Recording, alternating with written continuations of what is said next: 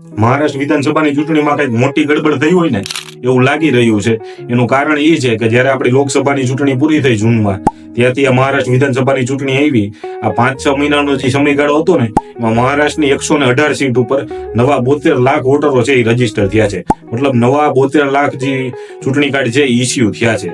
હવે આવડી મોટી સંખ્યામાં, આટલા ટૂંકા સમયમાં આવડી મોટી સંખ્યામાં વોટરો આવ્યા ક્યાંથી ને, આ તો પહેલો સવાલ છે.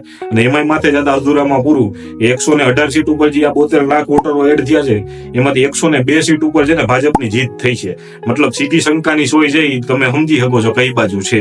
એટલે ચૂંટણી પંચને જરાક વિનંતી હતી કે સરકારના જે નીતિ નિયમો છે એ નિયમો પાળવા કરતા જે લોકશાહી છે, તો જનતાને જે બનાવેલા નીતિ નિયમો છે એ પાળો તો સારું, અને સરકાર કહે એમ કરવા કરતા લોકશાહી છે તો લોકો માટે અને લોકોનું જે રીતે સારું થાય એવું કરો તો વધારે સારું. બાકી સરકારના ખોળે બેહી અને જો ચૂંટણી ફરી રહી છે તો આગામી સમયમાં લોકો દ્વારા જવાબ આપવામાં આવશે. એટલે ચૂંટણી પંચને મહેરબાની કરીને વિનંતી હતી કે આવું એકય ચૂંટણીમાં બીજી વાર ન થાય એની ખાસ ધ્યાન રાખજો. ધન્યવાદ.